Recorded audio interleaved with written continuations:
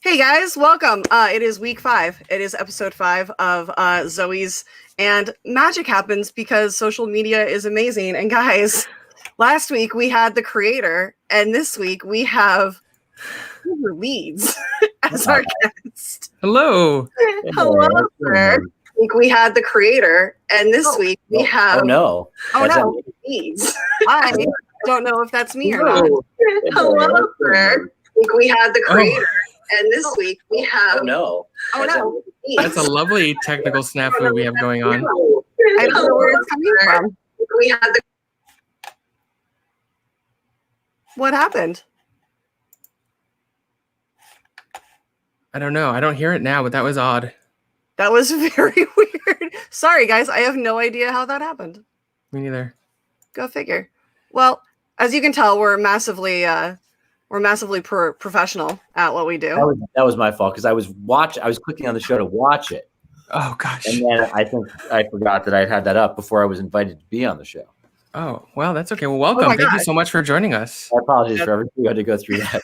No, not at all.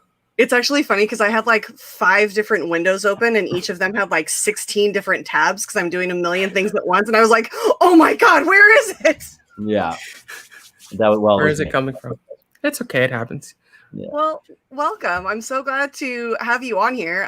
For those that don't know, I literally tweeted out about all of this and then Andrew liked like 3 of the tweets. So I went into his DMs and I was like, hey, we'd love to have you on. And he's like, all right. All right. Like, oh, Let's see what happens. It's just that easy. How are you doing? How's Vancouver? How's everything treating you? Everything's great. Vancouver's a dream. I don't know if you guys have ever been here, but it's really a fantastic place. And you want to hear something very cool? Yeah. So today I was in my it's a hotel. So it's like a hotel, but they're like apartments. And I was like, I think I hear, wait, I don't know if I'm allowed to say this. Am I allowed to say this? Yeah, I am. I think I am. I was like, I hear, like, I think I hear Bernadette Peters singing. Why do I hear Bernadette Peters singing? But she's singing a song. She was not singing a musical theater song. And I walk out of my room, and next door, it's coming from next door, and Bernadette Peters. That's exciting because last week we were literally telling Austin how out of every guest star from season 1, the most one we'd love to see back is Bern because she's, we just want Peters. The ladies who lunch kind of atmosphere with her and Maggie just like sitting down and like with a glass of wine or whiskey and just like shoot the shit. Did he say if she was coming back or not? He said it without saying it. Yeah. He was like, he's like, of course we all want her back. We're like, we know what that means. It's fine. Well, or maybe she's here because she wanted to visit Canada during COVID. I don't know. If I was you, I would just be literally sitting across the hall from her door, just like with like a glass to the door. I was gonna. I actually texted Chip Zien and I said, "Hey, I was like, I think she's next door. Like, maybe I should get her something, because she's there. She's locked up for 2 weeks." Sure. And I said, "What can I get her?" I said, "Maybe I'll just slip a note under her door every day that just says, like, tomorrow it'll be like, use more vibrato." Just put in song requests. Or a little more emotion, and then like the third one would be like, "You're doing great, keep it up." But I think it would probably weird her out. He could probably actually hear me right now, so I should probably. Hi, Bernie, we love you. Well, it's interesting you mentioned that because a lot of what we talked to Austin about is how unique of a challenge it is to film a television program with COVID protocols. And then in particular, when you have guest stars, they have to come in quarantine for 2 weeks. So it presents more difficult logistical concerns than, making a TV show in non-COVID era. What has the experience been like for you with the COVID protocols, having to maintain safety, working with guest stars, then their quarantine, et cetera? It really hasn't been that different. The only difference is it's sort of more calm on set because there's not as many people. You just can't have as many people around. So like sometimes you don't see people that you normally would have seen. Wait, I'm seeing if someone wants to get on this. I don't know if they do or not. We'll see. Was trying to. What's this called, by the way? What am I on? So the rewind. It's called the rewind. Okay. So yeah, whoever wants to come in is more than welcome. But no, I understand how no, Canada's amazing, and I hope you're spending as much time as you can. Like I know, because you guys are based normally like in downtown area, right? Because like because Spark Point, the nest, everything is like in one location. The house location, I'm sure you guys are working on set. But have you gotten any chance to like go out and explore like Vancouver? Oh yeah, still like dead. I did mostly last year. But wait, I'm gonna. So they said they can't get on, but they're gonna watch. Okay. I don't know how do I I'm gonna tag them on Twitter here. Sorry, but you know. No, you're good. No, you're fine. Pimp us out. That's totally fine. Okay.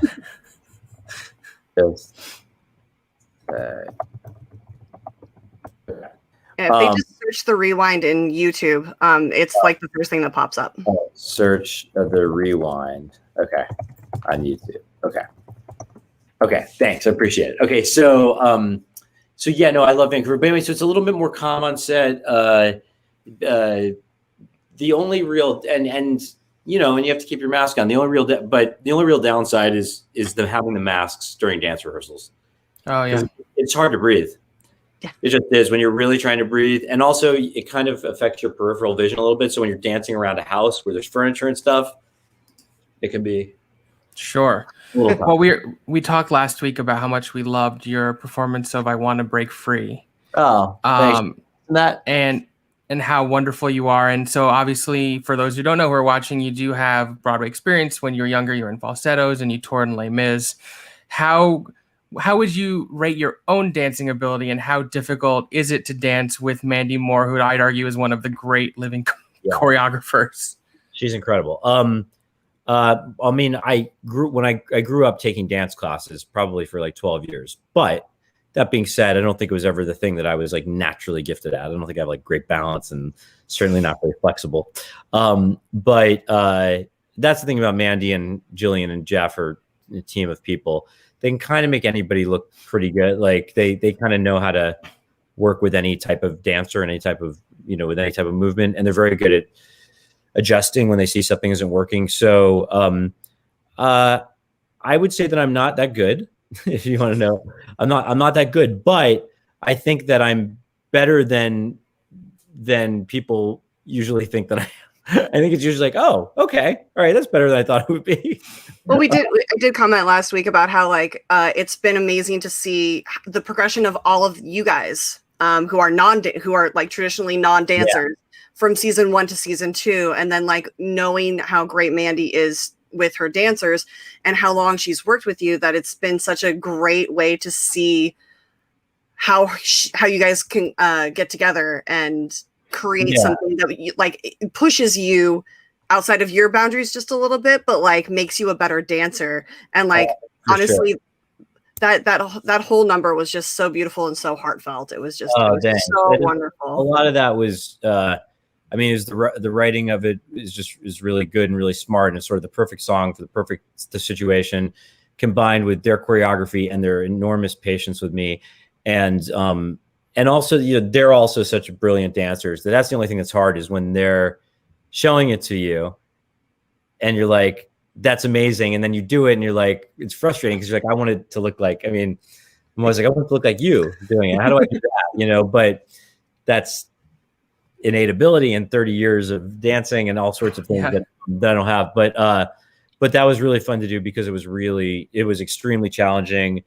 I had like hurt my knee last year. So like it kind of got aggravated again during the rehearsal process. So that was also like part of the challenge of it. And just like doing things that I, you know, just not, you know, no one ever taught me how to do. Like, I don't know how to spot really, you know what I mean? Like, and that's like, and they're always trying to get me to do that. And that's not something that comes very naturally to me. But no, it was really, really fun. And also I was really helped. We have a music sort of director type of person, this guy named Charlie Alterman, who actually, I can turn that off. Interview. It depends. Is it Bernie? Okay. Go ahead and answer it if it's Bernie.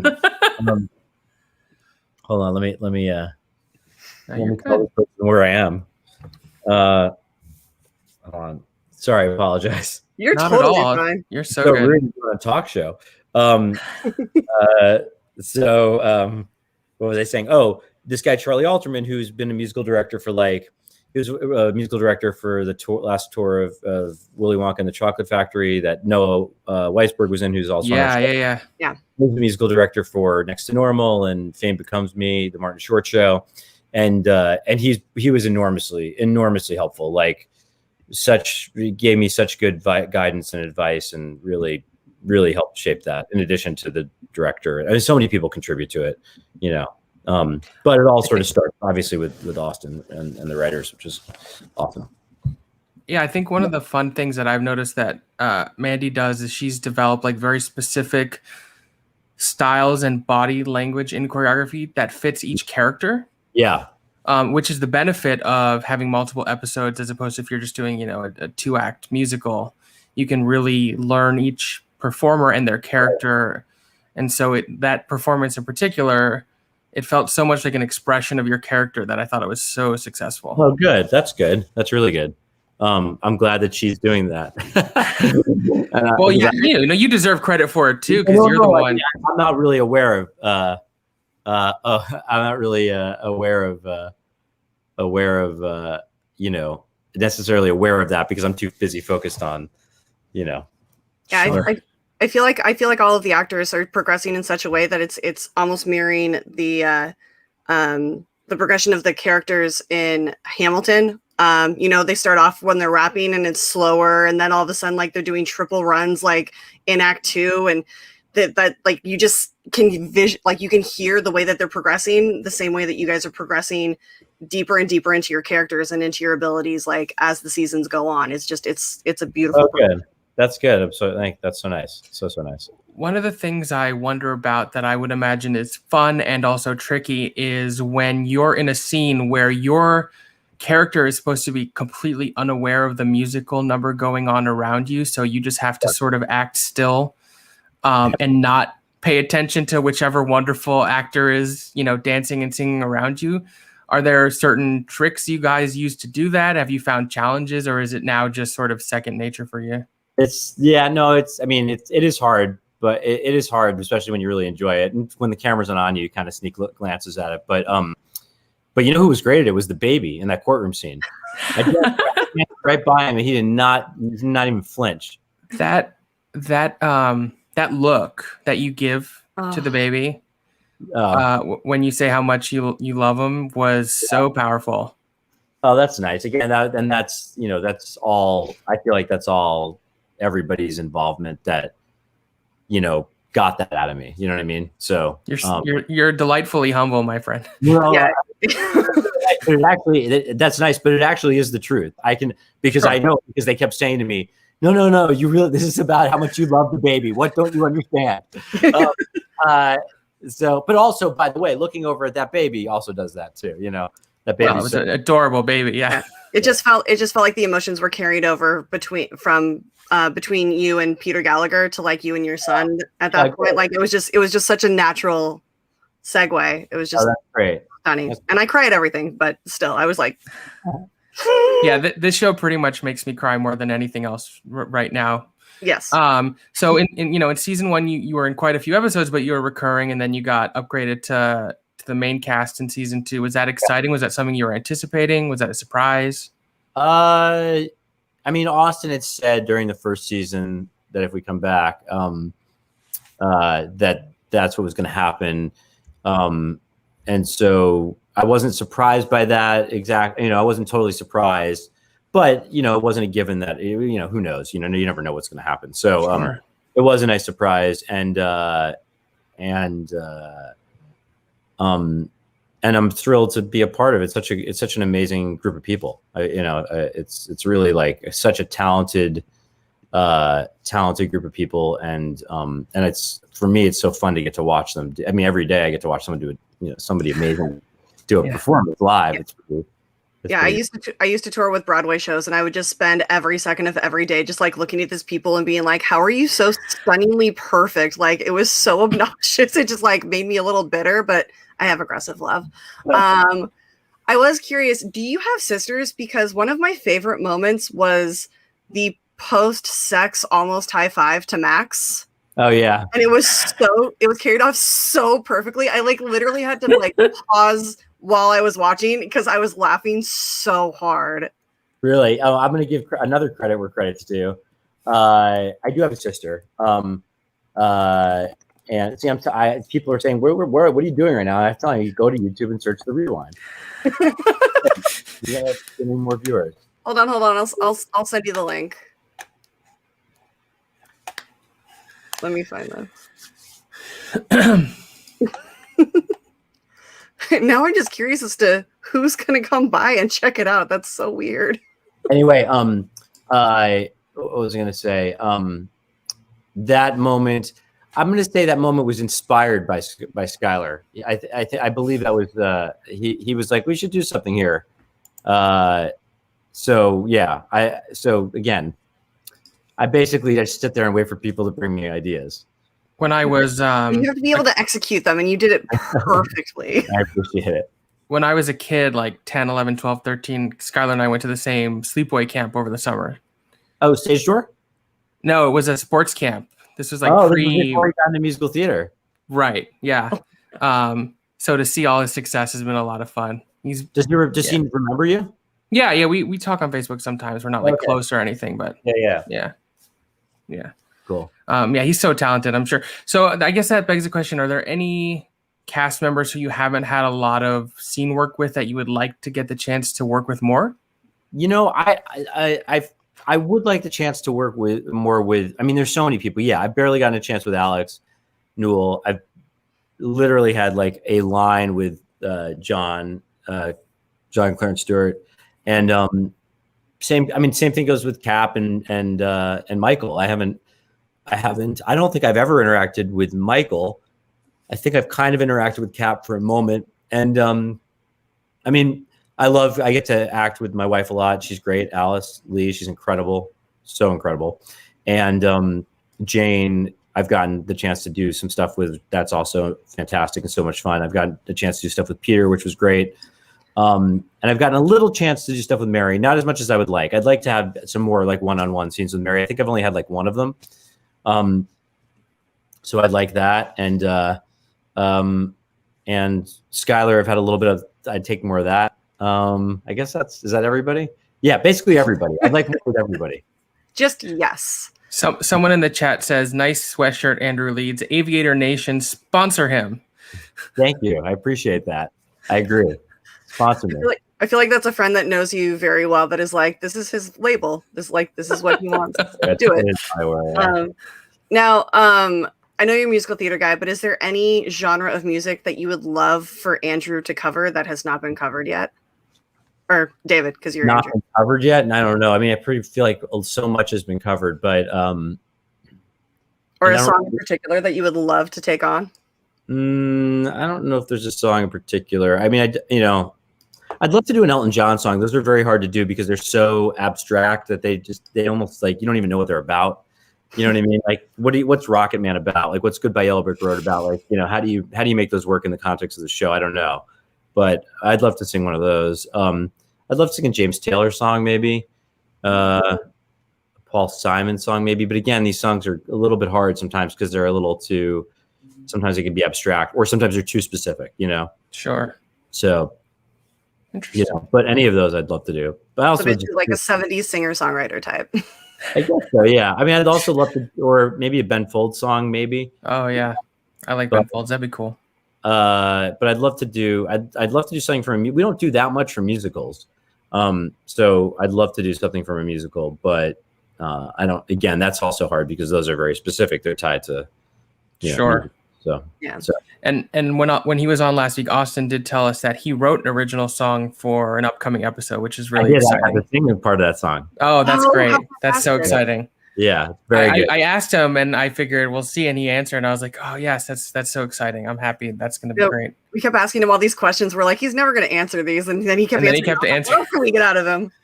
So usually, if I weren't here, you guys would be talking about the episode right now. Yeah, we just be breaking it down. Recap the episode, break it down, favorite parts, the numbers, which we'll probably do after you are done. But. Unless you want to do it with us, which totally fine.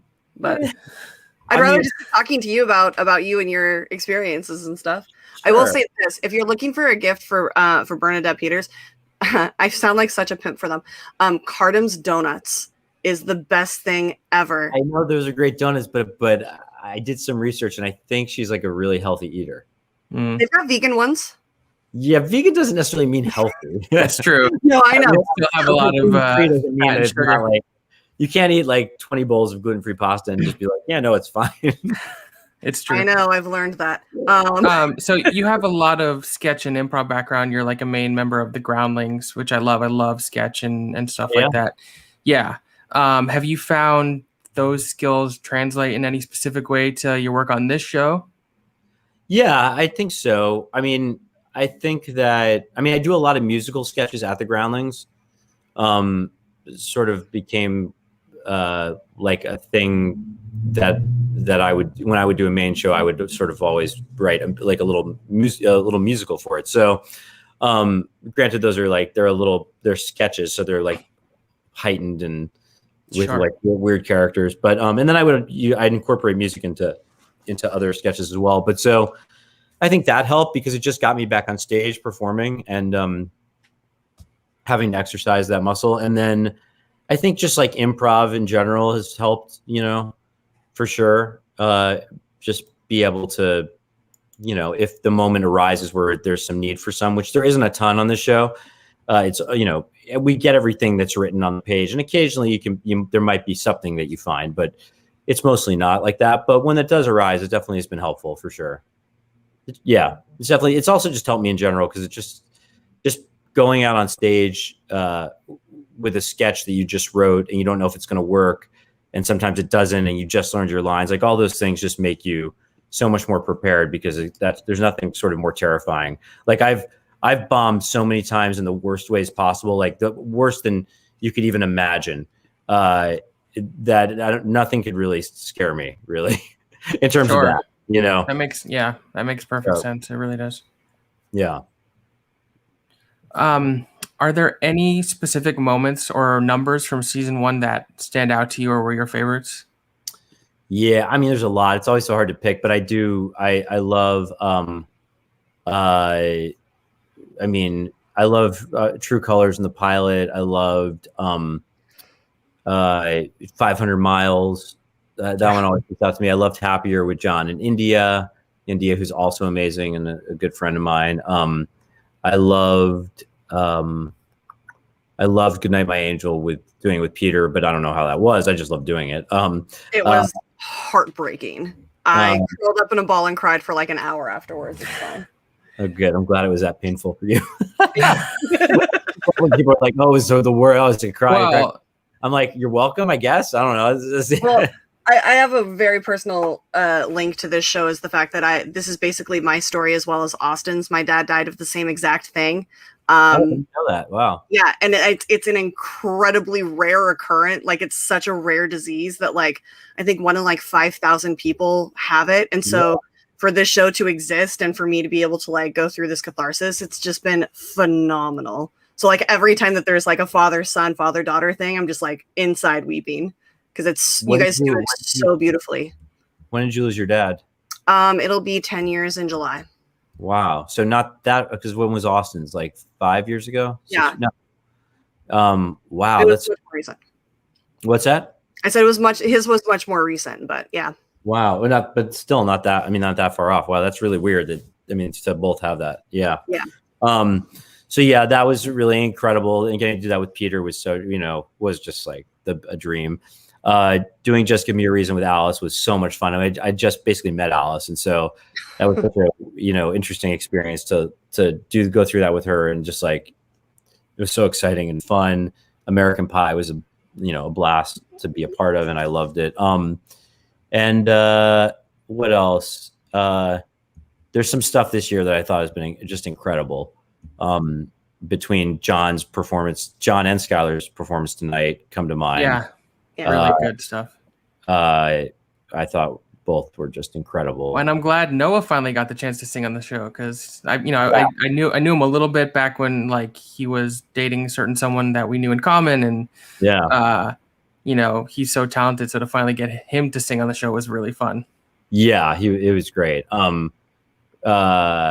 Yeah, so yeah, that was great today. But trying to think, I know there are other ones that I love from last year. Now they're not coming. I mean, anytime Alex sings, I was about to say anytime Alex opens his mouth. I'd love to get your perspective, because we talked a lot to Austin about American Pie and the technical complexities of filming that number, because the level of craft put into that's remarkable. And so it's one thing to be on the production end, but to be an actor and to have to hit your marks.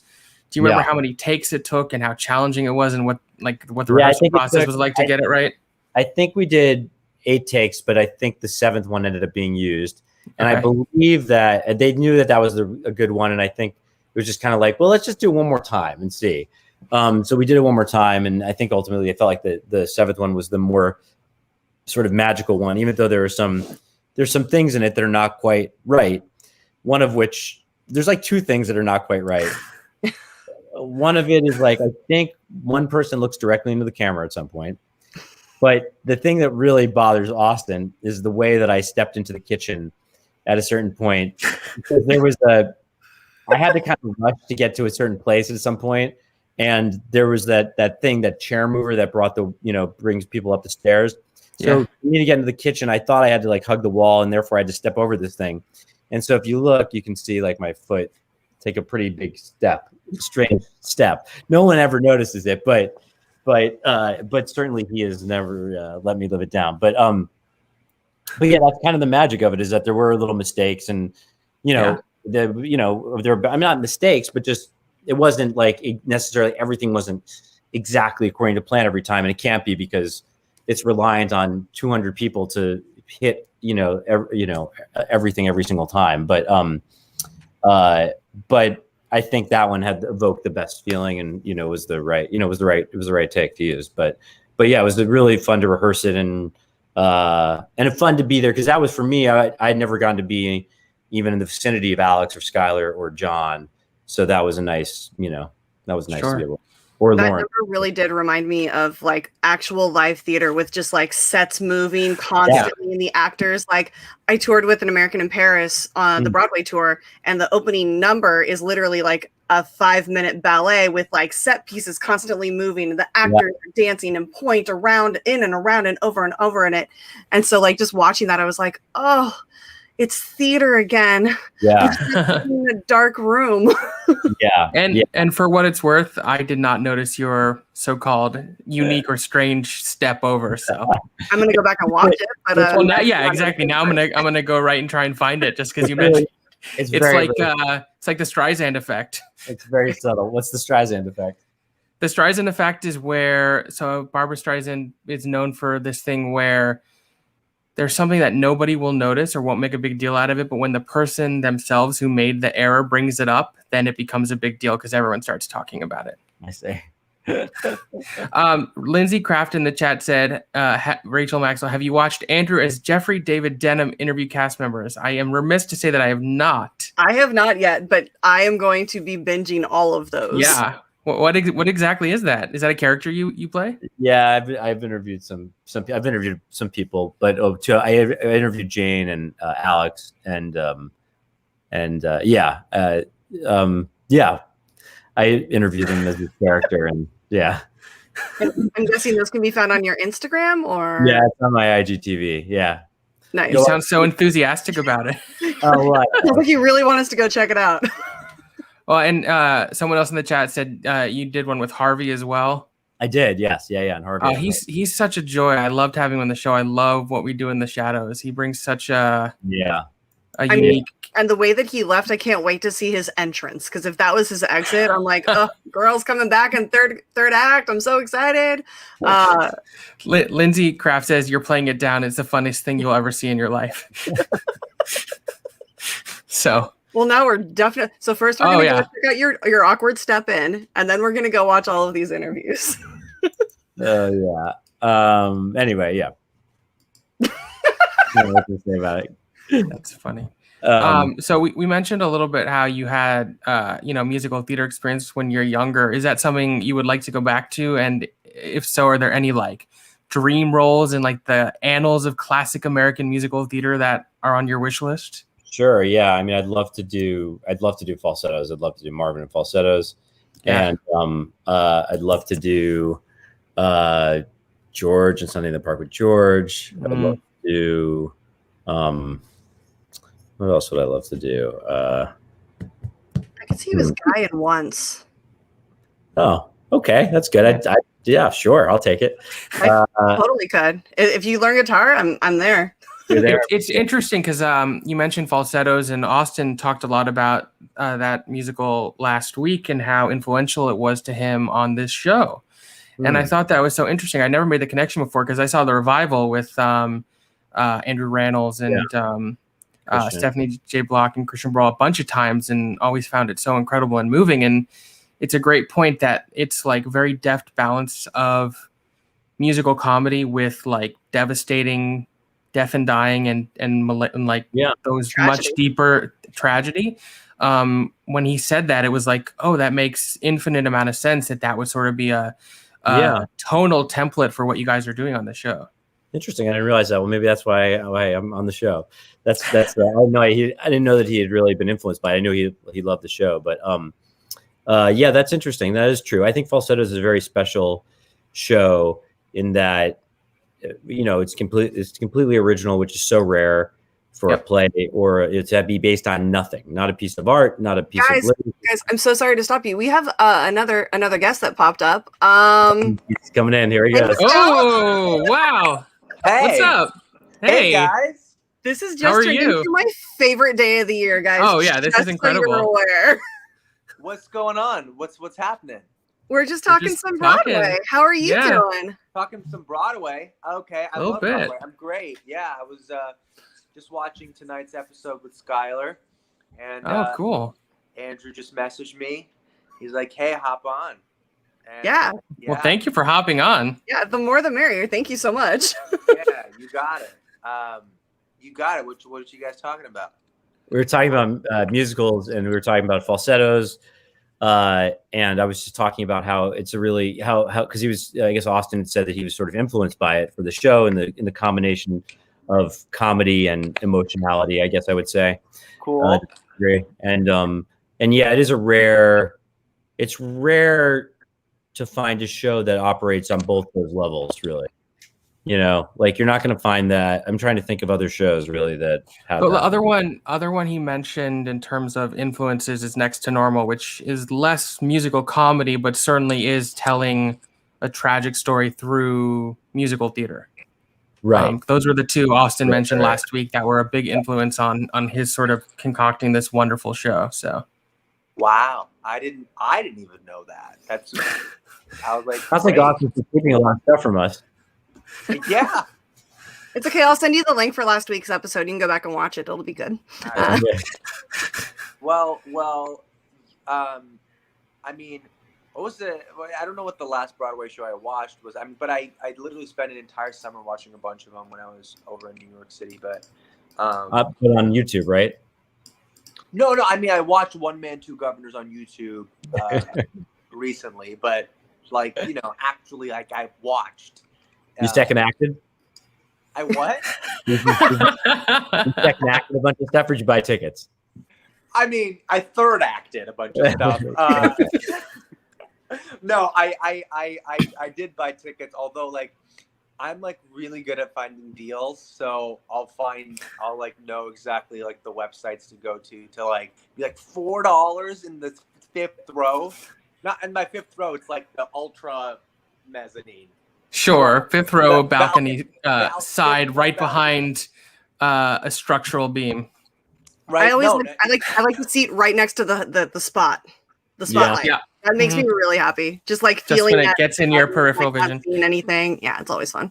Yeah, and then if the theater's empty, I would sneak down, and then I'll be like, no, I'm gonna, and then I would just like go in and then sit down because I'd like scope out first act where the open seats are. I used to spend all first acts just scoping out seats for the second act. Be like orchestra. Okay, let's see what's that. M M7. Okay. And then you're worried that someone's going to beat you down there at intermission. Yep. I know. And then I'm like, oh, that was we both saw And also, that? then Okay. you have the uncomfortable conversation with the people who are sitting next to the empty seats Mhm. because they don't They know were if counting on those. Yeah, I'd be like, no, I had a call first act.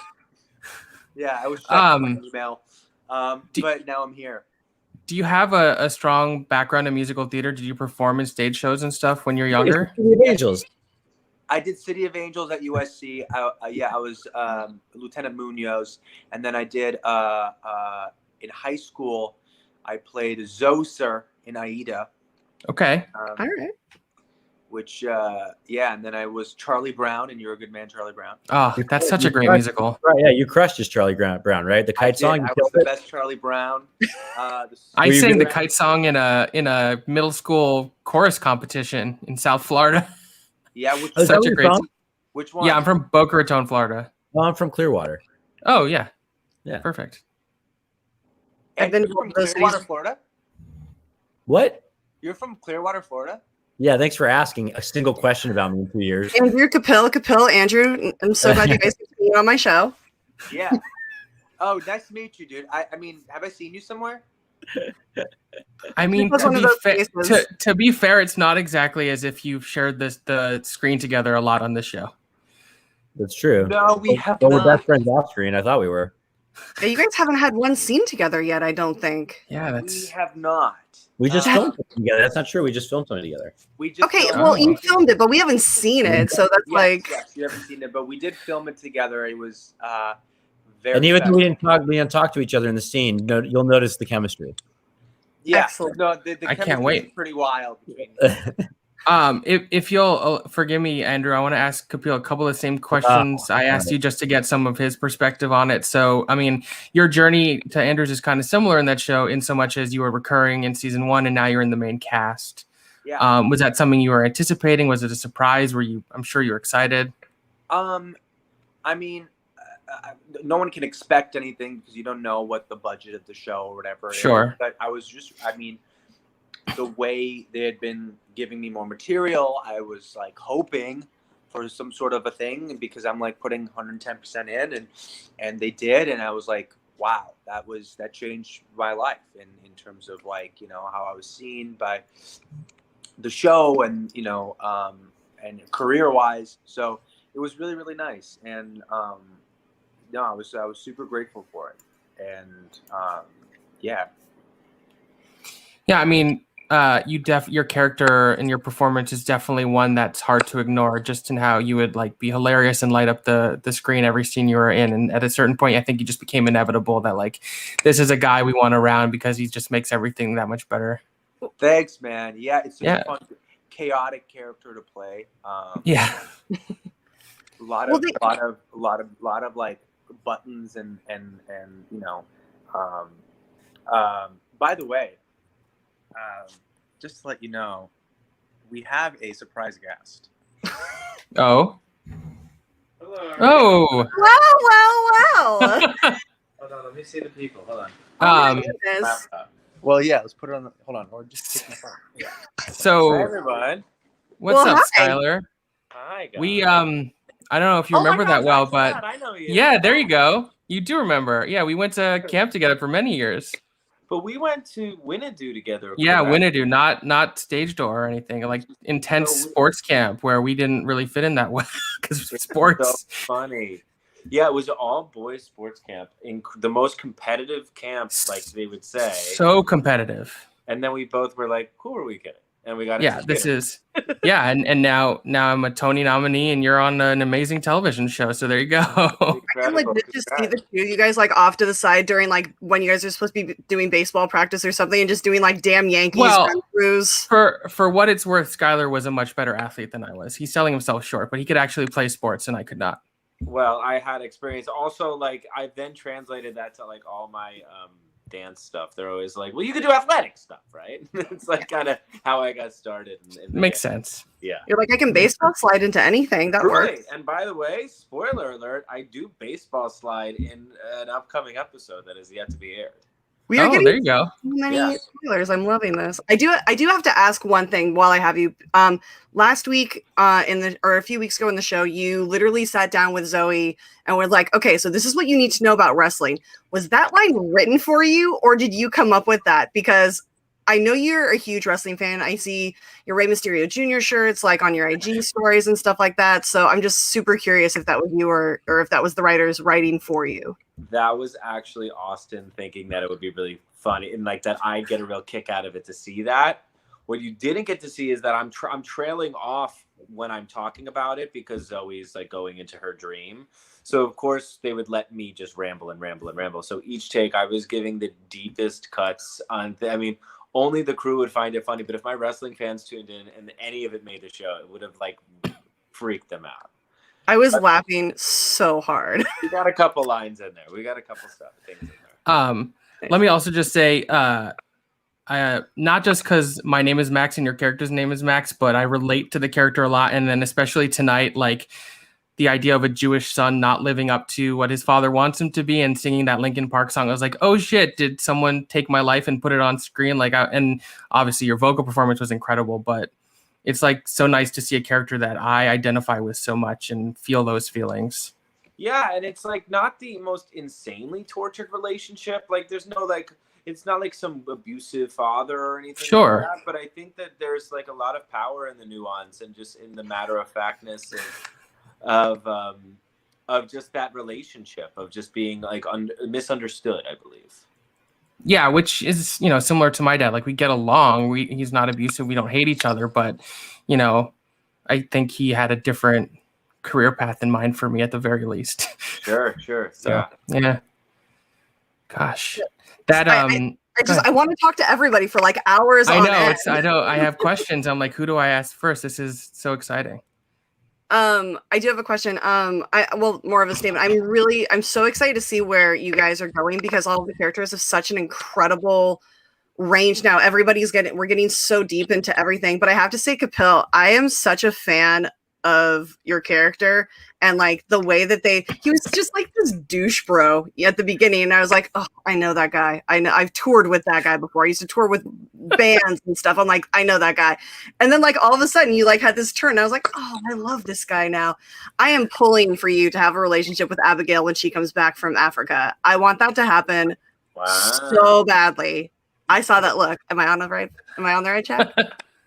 I don't know. We can't say anything, but I will say though that like the layers of the guy who is misguided and misled, and then on the inside, there's so much actually like joy and love and empathy and sensitivity. It's like fun to play both of that. You know what I mean?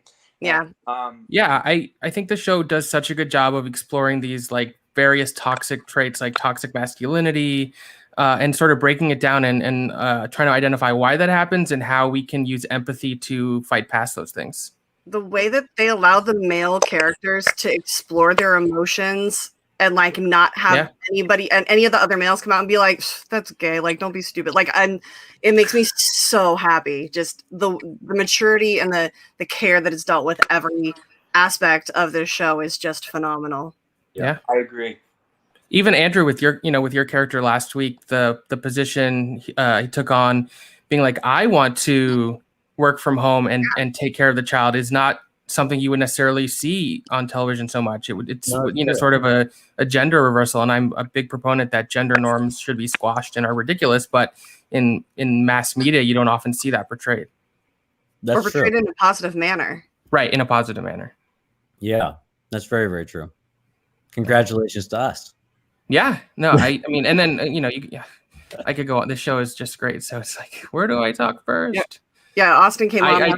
I do another interview show with Broadway actors, but I normally only have one guest, so I know where to focus my attention. So now I'm like, who do I talk to first? You sent out a direct message, and look what happened. I know. Well, thank you. I'm not complaining. Right, and if you guys want to come on for a one-on-one later, the invitation is open. Great. I will send links every week. Whoever wants to show up. Yeah, I did have on my other show, Skylar had Gerard Canonico on a couple weeks ago, and we just talked about the old Spring Awakening days and everything. Oh yeah, great. We were just such a good dude. We were just speaking recently. We were thinking about doing some sort of a reunion or something for the Spring Awakening group. Yeah, you should. Yeah. That'd be fun. But yeah, I love Gerard, and you know, what's that? I'd pay top dollar for that. I think a lot of people would pay top dollar for that. Well, we you know, the 15-year anniversary is coming up, so we were all on a Zoom the other day. There you go. Yeah. Can I just say one thing? Make it live and raise some money. You can say more than one thing, Andrew. This is off topic. I don't want to distract. I love the position. You and Cap and Skylar, I love your positioning. Thank you so much. I love it.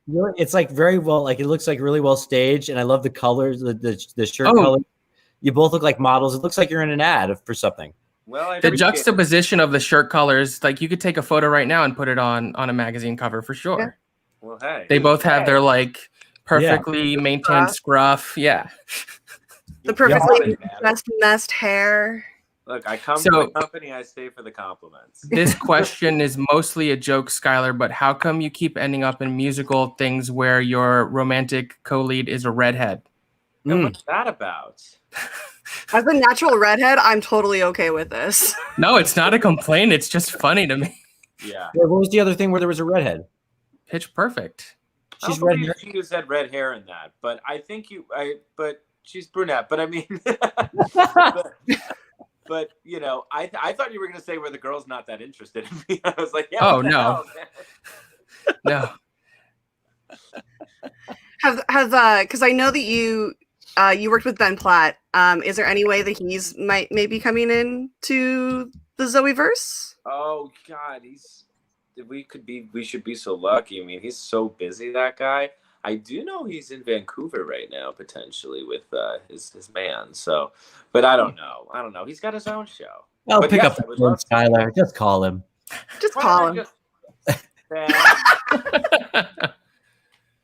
I asked Andrew this earlier, but Skylar and Kapil, what has the differences been like for you guys this season with all the COVID protocols and the PPE and, you know, with guest stars having to quarantine for 2 weeks, and especially Kapil being on the Spark Point set? I feel like you are around more extras than Andrew probably normally is in his scenes. So how has that been a shift in the production and logistics and whatnot? Yeah. So basically, we only allow people who've already had COVID as extra. I'm kidding.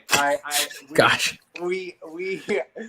So there's insane amounts of regular testing, and even the scenes that we do have like a large amount of background. What's up? What happened? No, I was just saying even the scenes that have a large amount of background, they're masked up until we're literally rolling, and then masks back on as soon as we yell cut. So and they're tested. And they're tested. Everyone's tested multiple times. So tested, cleared. We have to check in every day, do a questionnaire when we wake up about our symptoms. It's like, it's really humbling to have this outside force, you know, that is bigger than the thing we're doing. So you see even our big producers and our line producers, like, God forbid, we don't have everything, you know, in place. We can't do our work. So they make sure. Sure. It was a little like anxiety written in the beginning because we were all just like, have we checked in and everything? And it was a very sterile environment, and technically it still is, but we've adjusted a little bit to the normal, you know, and take it very seriously. Yeah. And, you know, as a viewer, like I've seen other shows where you could sort of tell that there have been changes in the way it's done. And I have not once felt on Zoey's that the COVID has had any impact on the quality or the, you know, the way the show is made. So it's impressive. You should all be very proud of what you've accomplished. Appreciate that. I always make a joke that, like, if someone bumped the camera operator just a little bit, they would see a whole other world behind the scenes. Not normally. Sure. Always you'll see a boom operator and people, but now, I mean, like the hair and makeup people are in lab coats. You know, there's people with red vests constantly, you know, monitoring literally on the deck on set. So it's an interesting environment for sure. Well, anytime you get to view peripherally from like what's meant to be seen, like Max produces musicals on Broadway. Like I've toured with musicals on Broadway for almost a decade. Like when you see that little peek behind the curtain there, you realize just how much movement and how many tiny little pieces all have to go correctly in order for the entire thing to work. Otherwise, one thing goes wrong and it is crashing down. Right. Are you also an actor? No, I sold. Well, I mean, technically no, but I say that I would act more than the actors on stage because I sold merchandise and I had to be customer facing, and I worked for Disney for 5 years. So I was more of an actor than anybody on that stage. Wow. Just Okay. saying. Okay. One thing that you guys may have missed is that Rachel's father passed away from PSP. Oh 10 my years. god, that's awful. Yeah, so this is an incredibly personal story for me. He passed away about 10 years. It'll be 10 years in July. So like when this show came up, I was like, why is this story about me? And then I found out that it was Austin, and we had him on last week, and we had a nice little virtual hug. So it was beautiful. I love this show so much. It also just all of the details that get adhered to, like in the episode of Silence with the deaf school singing with their signing, and then they decided to use the violin because the violin is the most deaf friendly musical instrument because they can feel it. Like just those tiny details are so amazing. Right. Until I'm geographically aware that you guys were you and your father were driving on the Golden Gate after picking him up from SFU, and I'm like, you're not on the Golden Gate. That's not. I was like, did he fly into Santa Rosa? Like, that's not okay. I know. Yeah, we didn't even have green screens. We just had like actual LED screens playing bridge, like B-roll, and someone's just shaking the car. So look, I mean, if that's like the amount of things that are noticeable, like Max was saying, like the things we're going through, because normally we would take a process trailer out on the road and lock down the road, and sure, not only is that a little expensive, but like especially with COVID, it would be a lot to get all that figured out. So we're doing some old school tricks these days. Yeah, I saw the video of you guys like running in front of it. Yeah, exactly. That you posted on Twitter. I was like, that's adorable. Yeah, Austin said last week too that there's been more focus on building sets that are maintained throughout the whole season, so there's less exterior filming or filming in theoretically unsafe environments. Correct, yeah. We have a question in the chat. What is the biggest difference besides the camera between doing show numbers on stage versus screen? And yes, that question is from my wife, Elizabeth. It's the only reason it's allowed. We love you, Lally. Oh, well, we have the luxury of doing it in pieces when we need to. Yeah. I mean, oftentimes the show chooses to do like these long oneers, which are gorgeous. And to show like how much of it is actually fully just ready to go. But there's times that just because of the nature of the medium, we need to get a wide and then a closer and then a look to Jane. So we have the advantage of having different setups and different takes and different shots and stuff like that. So we can film one piece of a number, just like the beginning of a number with one shot, and then the middle piece with a different thing, and then the last piece we can film with a whole different shot if we want to. Sure. And if you mess up, you can try again. Yeah. Yeah. That is like most basic. No need to sell it. We'll just restart.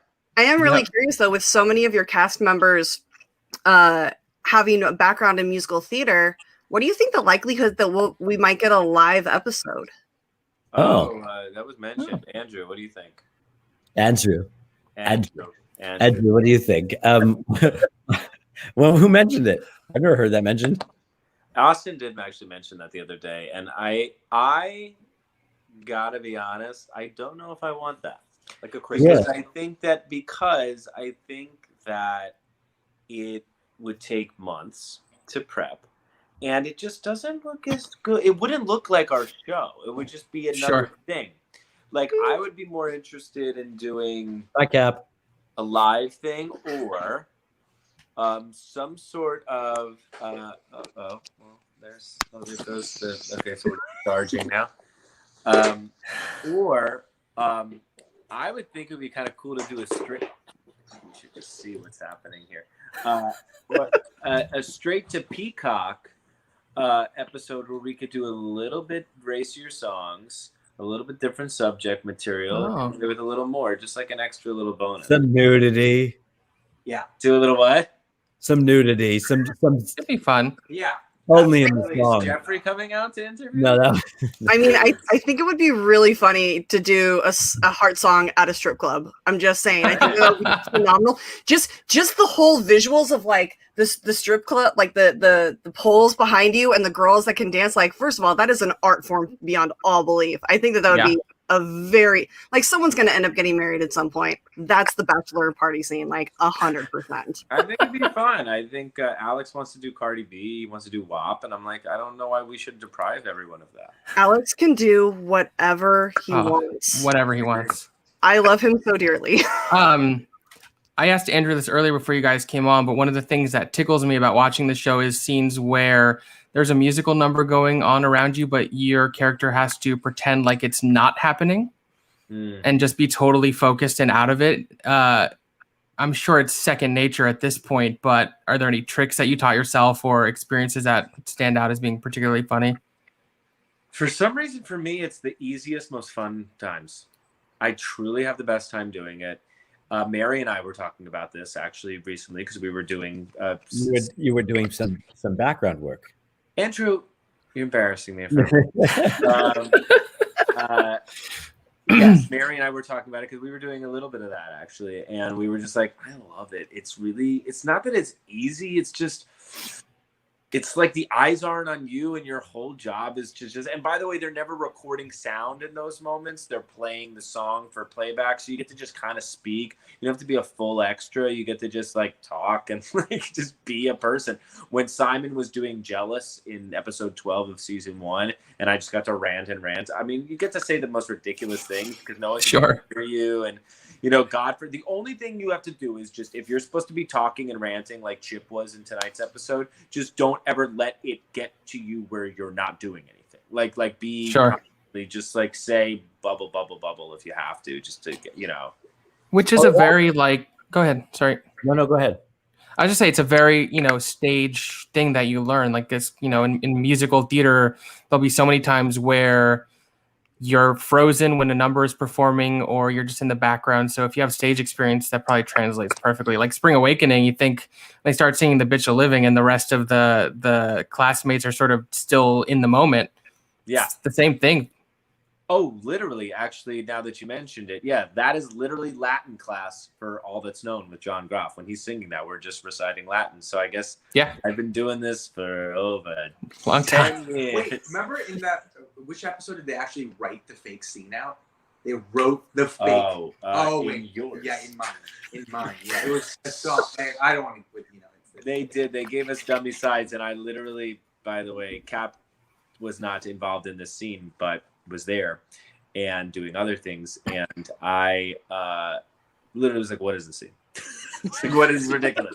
We're never gonna hear this. I'm not doing this." But it was important because it was a lot of people, so it just at least gave us. I was like, you could have just given us beats like Larry David's show does, you know? What I mean? Sure, yeah. But they instead like kind of wrote it out. And the thing is, it wasn't that it was like if it was a scene that was like compelling or something, I would have done it. But it was literally tech jargon. So I was like, I'm not going to memorize insane amounts of jargon. I'm just going to talk in layman's terms under my breath, please. I'll sure, that makes sense. What was very hard though is that if you're Chip in that scene, and they're trying to film this thing as a oneer, right, in one shot, he had to come in at the end of that thing, and if he fumbled his line or something, it would have ruined the entire take. It would have done enormous amounts of pressure. Anyway, those are. Oh God, guys, so sorry. Have to go again. Can you imagine? Yeah, I have those are just a few of my thoughts. I have an embarrassing story that I probably don't need to tell, but I'm going to. Go for it. So when I was doing Les Mis, I was 10 years old, and I was playing Gavroche. And during Bring Him Home, everybody kind of has to freeze basically on the barricade. But my character goes down to the edge of the stage and lies down on the ground, and then a woman in the ensemble covers him up with a blanket, and she lies there with him. And my mom said to me, my chaperone said to me, what do you think about when you're what do you do when you're lying there all that time? And I said, oh, I think about naked ladies. And and then I don't know, 2 months later, I lie down on the ground and the woman from the ensemble puts a blanket over me and she goes, you thinking about naked ladies right now? And I was and the entire rest of the song, I'm just being so embarrassed. That's funny. That's hilarious. That's really funny. Oh wow. I don't miss traveling and touring with 10-year-old boys. I'll tell you that right now. Andrew was a very professional 10-year-old. I mean, I'm sure.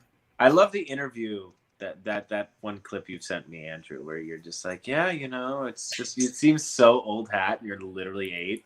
My favorite thing ever. Like, yeah, it's a really you know when piece. I mean, you know, Bubil and Schoenberg, they're real, you know, it's a real achievement. I'm like, this kid is 10. When you're a young theater actor, you have to grow up fast and just present yourself. So You got to do it. We asked to enter this earlier before you guys were on. Are there any, like, if you had a dream wish list of either artists or particular songs you'd love to sing on the show? I get asked this a lot. I always say Taylor Swift or Justin Bieber just to get that out of the way. I'd like to sing the Black Keys. That's cool. Oh, cool. Yes. That'd be cool. I like to sing some Dave Matthews or this one song from Fish called Waste, which I think would be a really cool song. Oh, it's a great song. I actually think we've been to a Dave Matthews Band concert together. Have we? Yeah, I think the camp took us. That's right. I've been to so many Dave Matthews. The little ants are marching. You know what's so crazy? People don't. There are people that don't. Does Cap know that song? Ants Marching? Yeah. She wakes up in the morning. No, I don't. No. See, isn't that crazy? You know, I It's think if a you heard- very if you heard the musical intro, you would like oh, knowing Dave Matthews Band song is a very white man thing. It's don't pull your penis into it. It's just a white thing. Fair, fine. Because What's that song where, the fish and then the monkey on the tree and the Dave Matthews song was like a big No more rap, monkeys jumping on the bed. What? This is Dave Matthews. You don't know the song? You'd love it. By the way, it's so funny. You would love it. I love My that entire- monkey in the tree, fish in the sea song. Dave Matthews. It's a big hit. it's been a long time since my senior year of high school, so Lindsey, Andrew, Lindsey is calling you out again and saying that you used to travel with a briefcase. How old were you when you traveled with said briefcase? 10 years old. I had a. So that begs the question: what did you have in the briefcase at 10 years old? Like an apple juice box and some crayons? Files. I had a briefcase. I don't know why I'm exposing all of my dirty secrets. I had a briefcase that I traveled with. It was a leather briefcase, and it was small. It wasn't a huge briefcase, and the combo was 24601. And that makes infinite sense. it has to be. inside of that briefcase, When in France, you know. inside that briefcase were about 7 Playboy magazines. Oh. So Yeah. that ties in the story about the thinking of naked ladies. Yeah, that's what I was saying. It's all the same story. I traveled around the country with a briefcase of Playboy magazine. That's just straight. That's the scene straight out of Chasing Amy. Totally. Yeah. You'd be like, what? Porn stop? Yeah. I asked this of Andrew earlier. Also, are there like one or two favorite moments from the first season that stand out to you, whether it be a scene or a musical number or in between? Okay, so the Dave Matthews song. Okay. Yes. Taking it The back. monkey. So he goes, monkeys, stay in your Monkey fucking- see, monkey do. No, monkeys, stay in your monkey tree. Oh yeah, God. Yeah. And then it hits the chorus. But what the fuck is that song? All right. You know Satellite? So, Huh? love Satellite. Satellite in my... My friends and I used to drive out to Santa Cruz in the middle of the night, looking with his moonroof open, listening to Crash just over and over. So good. I love So Dave good. Matthews. No irony here. I love something from Tommy. My entire senior class also went to, like, literally the entire senior class went to Dave Matthews the night after our prom, because they were playing 2 nights up here in Shoreline. And the first night was our prom. Went out on a big boat into the Bay Area. Literally got to post up and listen to one of the concerts. And then the second night we all went, and it was probably the best ever. That sounds awesome. It was To answer fantastic. your question from earlier, I think one of my highlights is American Pie. Being a part of that was really cool. Sure. very like bigger than us number, so it was really cool. Big-eyed fish. It's Yeah. big-eyed fish. Which we now know so well how Andrew just messed up terribly, and it haunts Austin. Yeah, he anticipated an entrance, and we had to cut it out and post. Yeah, it happens. I really like. I don't know. I mean, there's so many good moments from 500 Miles was a really good one for you last year too. 500 I Miles was great. said that. He did. Andrew did say it. Credit where credit's due. Thanks, dude. I also really like Jane's Crazy in 8 was really cool. Remember the first time they like someone, I think it was Austin or someone, like brought it in on a laptop to be like, while we were like still here shooting, and was like, by the way, you want to see Crazy? It's insane. And I was like, yeah, because I thought it was cool on paper, but I was like, this is wild.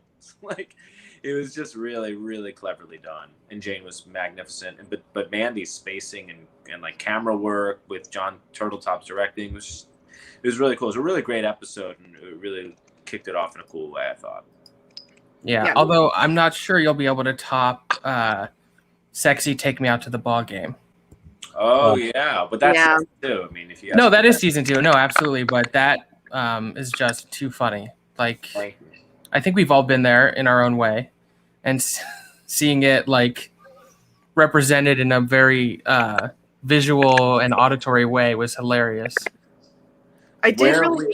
We've been there all in there, like with anxiety, like performance anxiety. You think? Yeah. Yeah. Did you think that was performance anxiety, or was it actually like? No. Sort of like. Thought about him not getting a boner, right?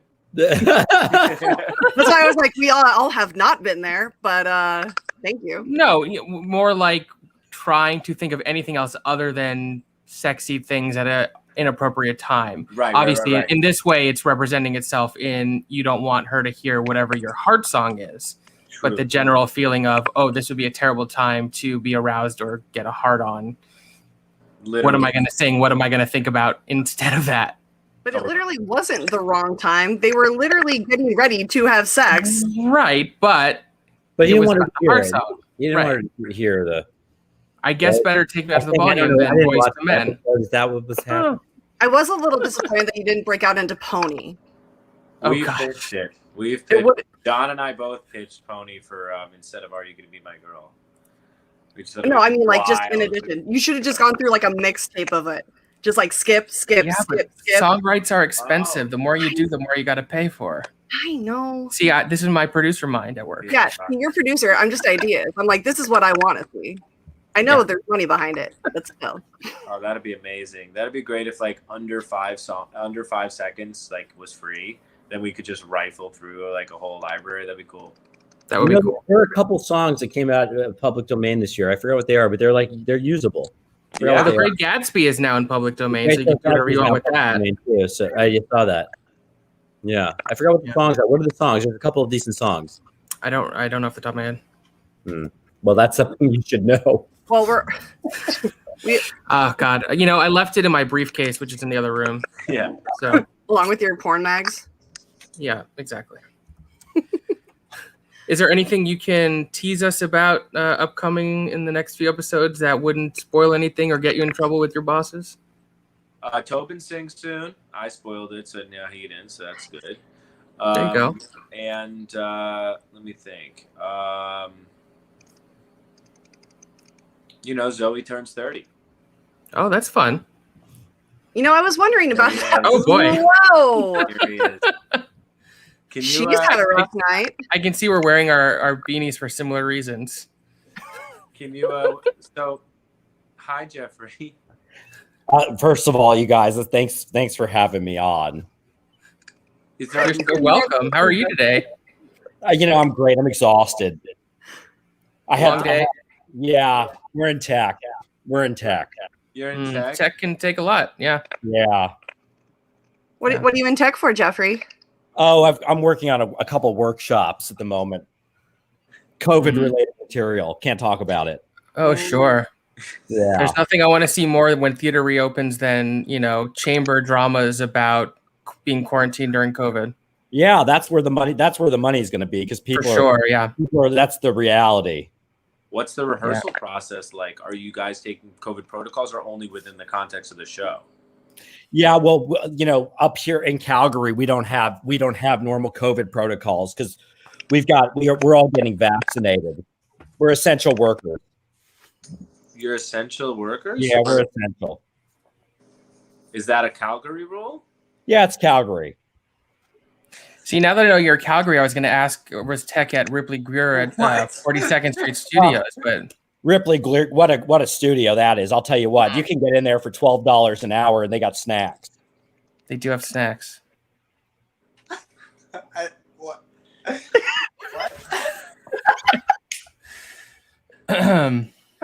Okay. Anyway, I don't mean to interrupt. Keep going. No, you're good. Is there anything else you can tell us about the play you're working on? I'd rather not. Let's talk about Zoey's. Jeffrey, Okay. what's one of your favorite memories or moments from like any of the seasons? Well, I love Help. Yeah. I love Help. I love the people that start the song. They're talented people. Did you get a chance to work with them? Actually, Cap and I were both not in San Francisco for that. They went to specific. They did that on location.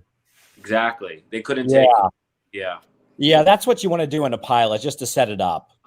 To go on location, right? Yeah, it's good to go on location. And then you can shoot anywhere you want. Right. Yeah, I guess that's kind of what we did. It definitely worked out. There's also the scene with John and Jane in the pilot that also took place in front of the bridge. It was like real production value. Great production value. Right. What about any of the series regulars on the show as far as their songs? What have I enjoyed? Yeah, like a favorite or two. Yeah, I mean, what do you think about Tobin on the show? Well, Tobin's a riot. That kid's going places. You think so? Yeah, he's great. The kid, He's- the actor playing Tobin, or the character Tobin? The character Tobin. The actor's fine. The actor, a lot of people could have played the role, but the character's really well written. Right. Right. Yeah. And Was he the first choice? I don't know. I think he had to fight for it. He definitely had to fight tooth and nail, I heard. Because I could have seen a lot of people playing that role. Yeah, well. You know who would have been good is Keenan from SNL. Yeah, I mean, He would have been funny because he could have delivered those wisecracking, smart, those one-liners. He could have done those great. Well, he's a little busy. He has his own sitcom premiering, I think, in your time slot. Right. Luckily, that probably opened up the door for the fellow who got it. Yeah. Yeah. Right, but he's not super busy. The fellow who got it still, did it well. No, he's good. He's good, but a lot of people could have done it. It's in the writing. It's not writing. But 50-50, we. Yeah. Right. It's fascinating. Yeah. Okay. So. But he's good though. Can I get his number? Yeah, I'll give it to you off air. Jeffrey, what character would you say that you resonate the most with? Oh, well, absolutely. Mary Steenburgen. I had a feeling you were going to say that. She's amazing. She's phenomenal. She won an Academy Award when she was 22. Uh-huh. Yep. Yeah, that's because she knew how to work the room. You think so? You think that's Absolutely. what you did on Oscars back in the day? What's that? You think that's what garnered her an Oscar nom, is working the room? Well, that's how you get the awards. You got to work the room. Yeah. You got to work the room. It's incredibly political. It's very political. It's been that way for years. Originally, when the Oscars first came out, then it was, maybe there were only five movies. So, but now there's too many movies. There's too many people that could get the award. So at that point, you got to make your presence known, and you've got to use your sexuality, which is, I know, something that she does a lot. How does Ted feel about that? Well, Ted he's been doing that for years too. That's, they're good actors.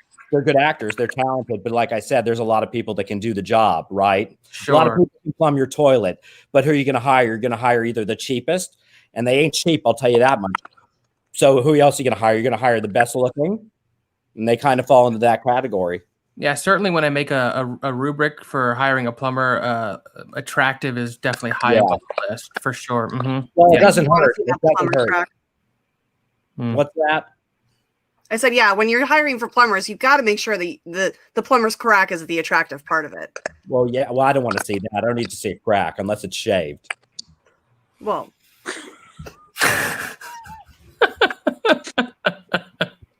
Oh I feel boy, like I should be offering you a glass of sherry.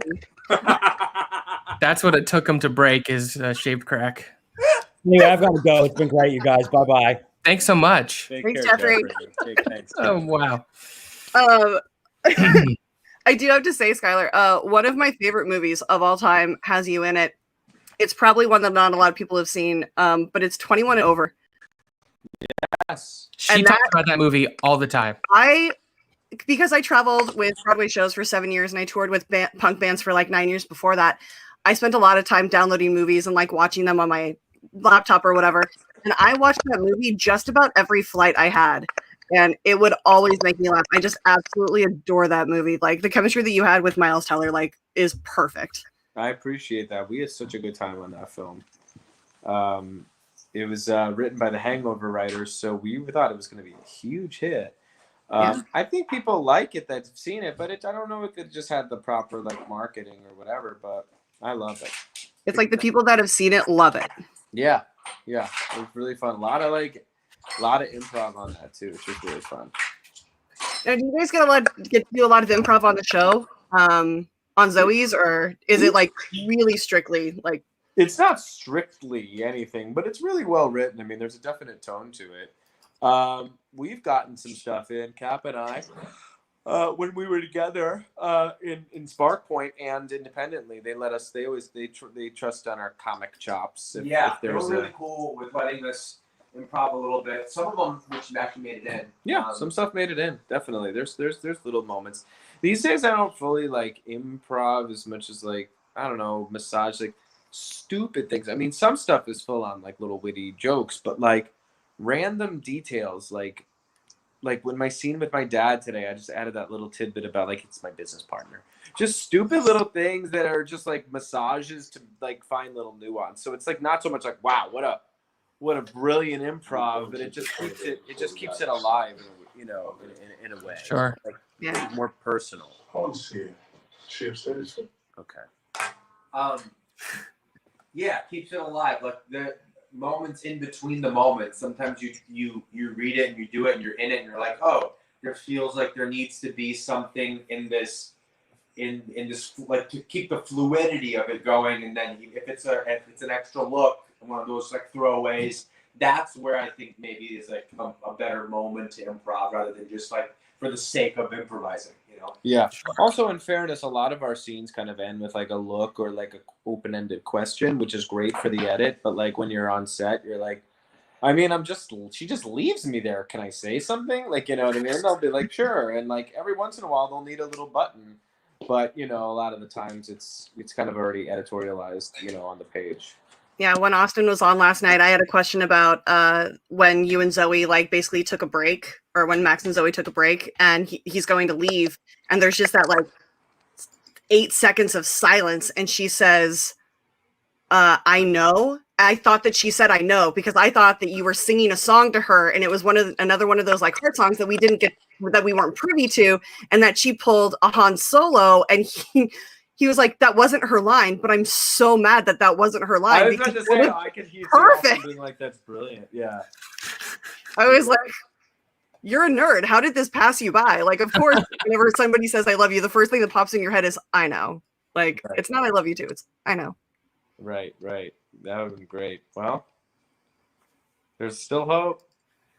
I think that the thing that I'm most sad about with the whole COVID thing, with your schedule and everything, is the fact that when we came back for season 2, and we found out that Max and Simon and Mo had this whole like bro relationship over the break, I was like, but I want that show. Like, yeah.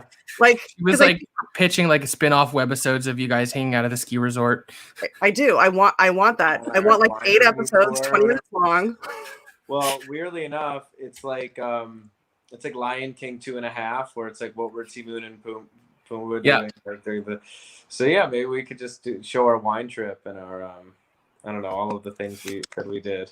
Yeah, I want a bro series of you guys off on your trip. I want Tobin and Leif hanging out. Like I'm so sad that we didn't get like flashback I can talk today. Flashback clips of like the spelling bee that you guys celebrated. Totally. Like that would have been so great. Verse. Spellaverse. Well, yeah. you're so good at pitching stuff to Austin. You should probably pitch it to him before we do, because like I don't. I mean, listen to you. Austin knows I have 1,000. I'm like, this is what I want. Like, you created this universe that I absolutely love, and now I'm taking these characters that you gave us, and I'm running with it. So Well, he take knows. Away. Oh, good. He knows I love Vancouver. He knows I'm willing to move up there. I It's think he totally fine. regrets giving you his email address, is what I think. Yeah. That was. How have you enjoyed having like less time in the Spark Point set this year and getting to explore other relationships and characters? Obviously, you worked with Alex a lot more this season. Got to be at the family home more. I liked getting at a Spark Point. I was very adamant in season 1 when we were first talking about the job. When I met with Austin for the pilot, I was like, "Is he going to be just a work friend, or is he going to?" And he's like, "No. They're like."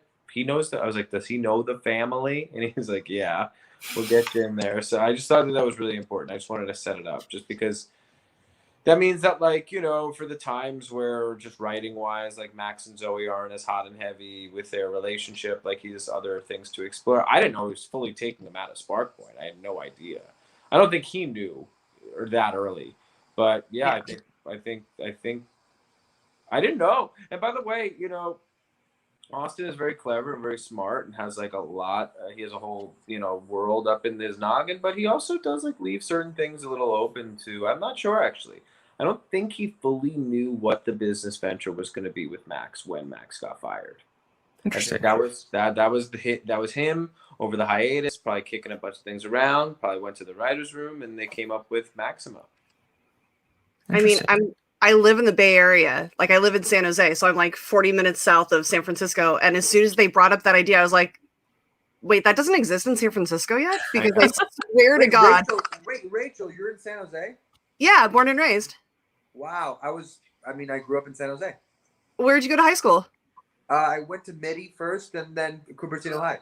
I'm literally down the street from Midi. I'm off of Saratoga and Moore Park. I'm off of Saratoga and Moore Park. Oh my God, we're neighbors. I went to the Moore Animal High. Hospital and the CVS and the. Oh yeah. Moore Park and Lawrence. Yeah. Yeah. Giving everyone my address. Anyway. I was gonna say, wow, now everyone knows where you both live. And you're just on the other side of 280 from me. Yeah. Wow. Yeah. Crazy. It's insane. See, and I did the full Jew. I went from Boca Raton to Brooklyn. Love it. And in 20 more years, 20, 30 years, you'll go back. Yeah, maybe go play some golf with the Altacockers.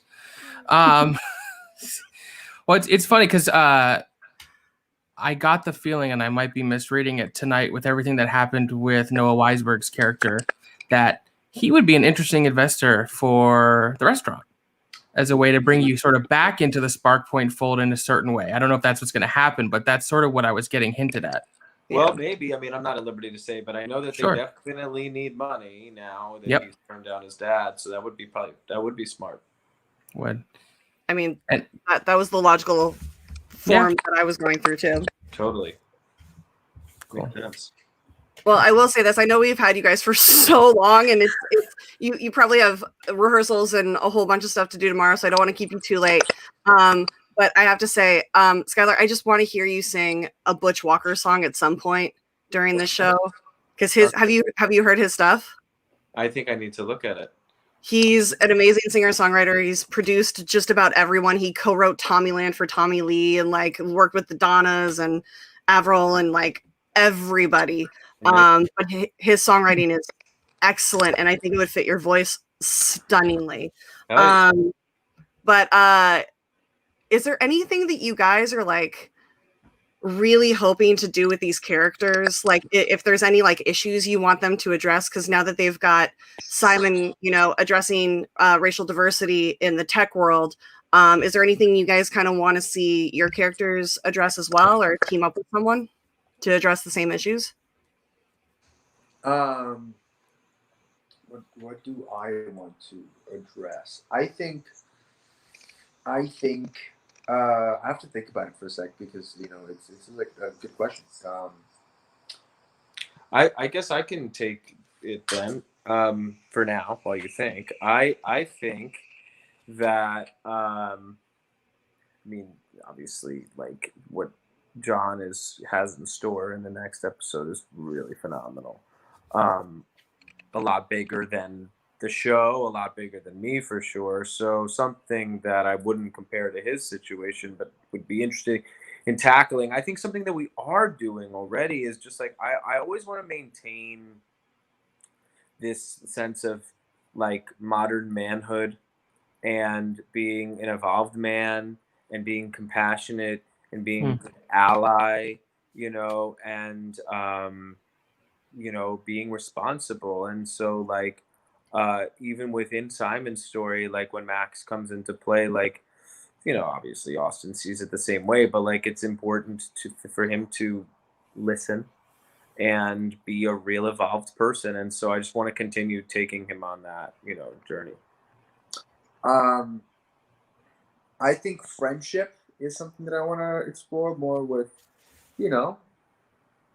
Leaf and Zoey and people around. I think that's as just someone who I think Tobin's someone who's like probably desperate for the approval of his peers and friends, and how he can grow as a person by like actually being okay with that is something that I'd love to explore. So yeah, the relationship with Tobin and Leaf has always been interesting to me because I won't lie, there have been times where it almost felt to me like more than a friendship, and I thought that would be an interesting avenue to explore. I'm always open to that in terms of like if it happens story wise, but because sometimes lines get blurred in terms of like what something is, but I would really love to see that relationship, you're right, explored more, whatever that is, whether it's a friendship, but because I just think that there's so much there of like what is their history. So because even I wasn't even necessarily suggesting romance, but I think there's a dearth of stories about friendship between two guys where it's okay that they love each other and they're close and they share their emotions, and it's just that. So much of what we see for male friendship depicted is very superficial and aggressive. Yes, exactly. And aggressive, and or toxically masculine. Yes, so to have a sense of like empathy and sensitivity between two dudes is great. We need to see that more. Yeah, and honesty. Like, yeah, absolutely. And I think that like it sets a good example for other dudes who watch the show to be like, hey, yeah, like I'd prefer that over, chest bumps in football and like one-upping each other all the time, So yeah, I certainly do. I can't even begin to tell you how many of my girlfriends have contacted me since I started doing the show that have been like, so I've been watching this and my boyfriend just kind of comes and like sits next to me and he just starts watching it and then he's like involved and invested and like it just goes to show like how deep this show goes and how easy it is for people who may not have a musical theater background or a love of people bursting into song randomly, and they can sit down and enjoy it because the characters are so deep and so real and so honest that it's easy for them to get involved and engaged. So the best way I would describe a show is it's an empathy bomb. It is. Which is something we could all use more of, especially these in 2020, 2021. I agree. And it's awesome how the show gets you to empathize very quickly because of those hard songs, where a traditional show would take several episodes to really understand someone. We can figure someone out, not figure, but at least perceive who they are very, very quickly. Because we see like who they present themselves as and then who they are on the inside. So yeah, I think some of my favorite moments have been where the heart song is sort of in harsh juxtaposition to what the character is projecting outwards, especially your character. There have been moments where, Tobin maintains his like bro exterior, but then you hear he's singing and there's a lot more going on in there than he's letting on. Yeah, man. And so that's why it's so fun to just because when we're filming those scenes that are so different, as an actor, what a great gift to be able to literally hide and play what's on the surface, and then be able to really just release and sort of show everyone what's really going on. Have you guys found that with the depth of emotion and empathy that you guys are playing these characters, that it's affected your relationships in your personal lives, whether with friends or family or loved ones? Yeah, I mean, like it's interesting how like listening to some of the conversations on the show has helped me have better conversations with people in my own life. I think especially with my own storyline, because I have a lot of guy friends, and we don't talk about like what we're feeling, or like, hey man, that wasn't cool. Like it's never that. It's always just like swept like under the rug of like, oh, we'll figure it out, And I think as a result, approaching conflict that way has actually allowed me to deepen my relationships with the people around me. Because Zoey, essentially at the end of, not at the end, but in some way in every single episode, figures out how to have those conversations better, right? And so that's essentially like, in a way, a mini blueprint to be like, wait a second, that's the angle to approach when having a difficult conversation like this. So yeah, you know what? In ways it absolutely has, and because as an artist, like I'm dissecting the script, I get to like have a firsthand look at like what that means to me. So, well, I very insightful response. Thank you. I cannot thank you guys enough for coming on. This was a massive surprise. So when we close out the episode, we always cover a heart song. So if you guys want to participate, I would love it. I think it would be so much fun. If not, totally get it. But because Zoey did have her little trip today, what would be your favorite song about drugs or getting high that you just think, or getting drunk? I'm trying to think. Song about drugs. Oh, What's Comfortably a good- Numb. Maybe. Ooh. I don't know. Because you did Numb. Because and I now got it's high. Comfortably. Like that song. Sure. That's a good one.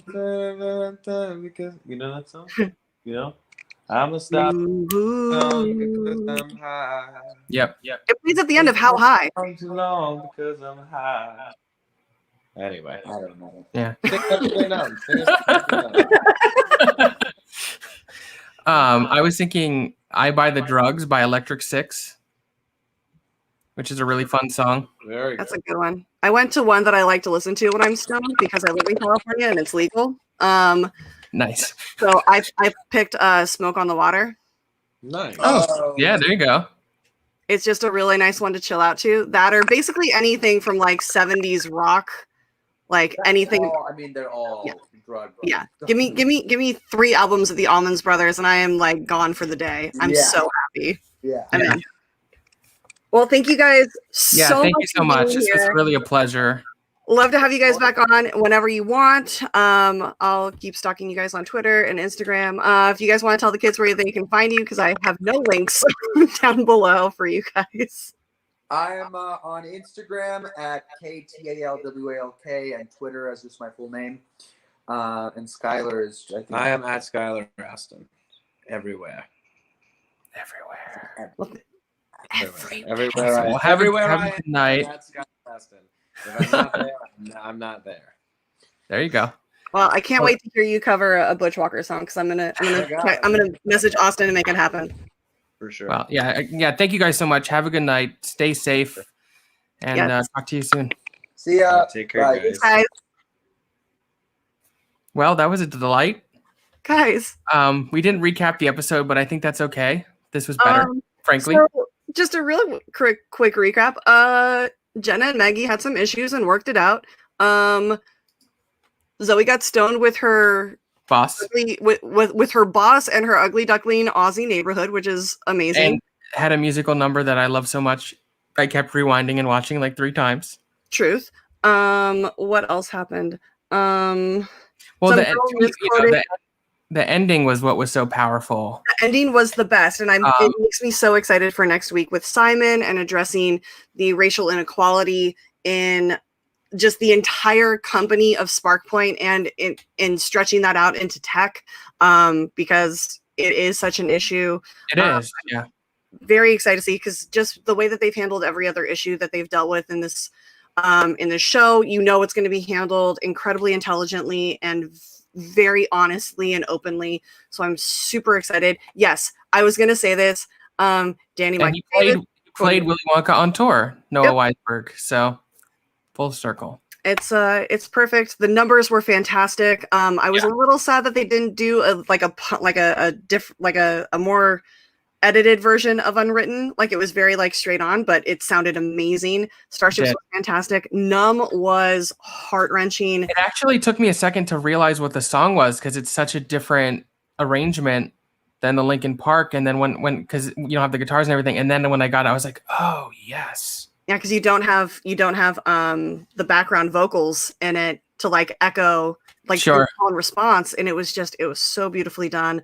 And then Misunderstood was the choreography for Misunderstood, and the way that John Clarence Stewart was moving his body was very contemporary, almost interpretive dance, so powerful. And like you said, these issues of lack of representation, especially people of color in the tech sector, but all sectors, are woefully underserved in real life, but also in shows. And the fact that this is a plot line that this show is addressing head on, I applaud it, particularly because, as we saw last week, the creator and writer of the show is a white guy.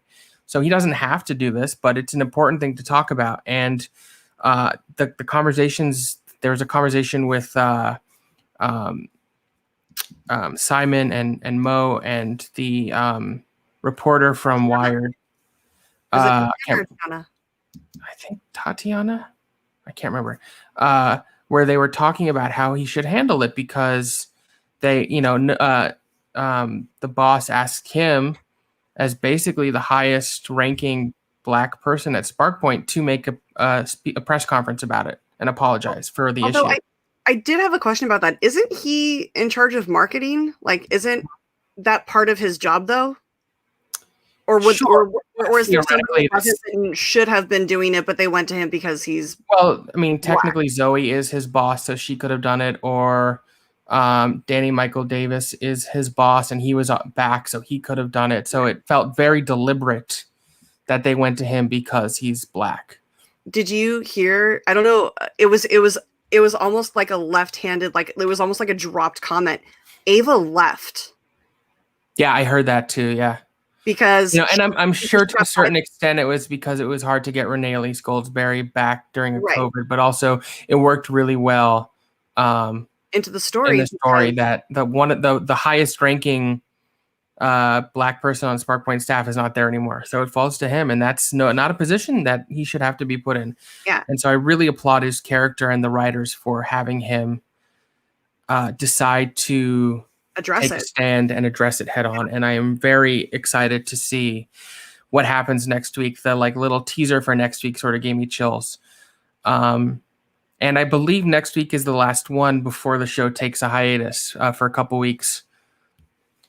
It is, and it makes me real sad, but it just goes to show that we are going to have so much to talk about. Maybe we can get John on. That would be amazing. I'll send out some tweets again. Maybe we can get John Clarence Stewart on to talk about it, because it is such an important issue that I would love to get his take on it.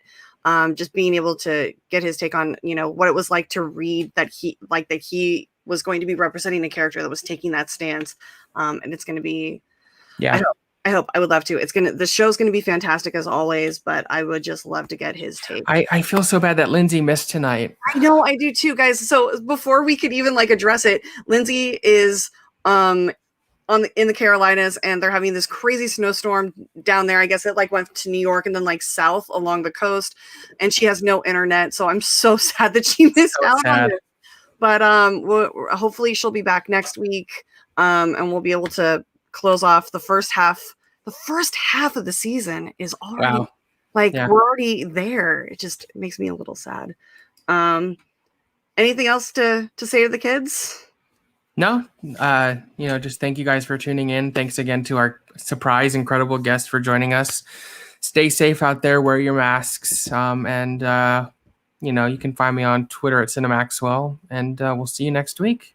Yep, and this Thursday on Movies, Music, and Mayhem, I have Ryan Matsunaga from Skybound, which I am super excited about. He is amazing. We're going to dive deep into what his role at Skybound is and what his favorite things are about that. And we'll also, of course, address the movies, music, and mayhem of it all. But in the meantime, guys, be back here next Tuesday, like we're here every Tuesday, 9:15 Pacific time, 12:15 Eastern time. And we'll be talking Zoey's and recapping the first half of the season, saying goodbye, sadly, for a few weeks. But you guys are the best. Take care of each other. Take care of yourselves. Be safe. Wear your masks and get those shots as soon as you can.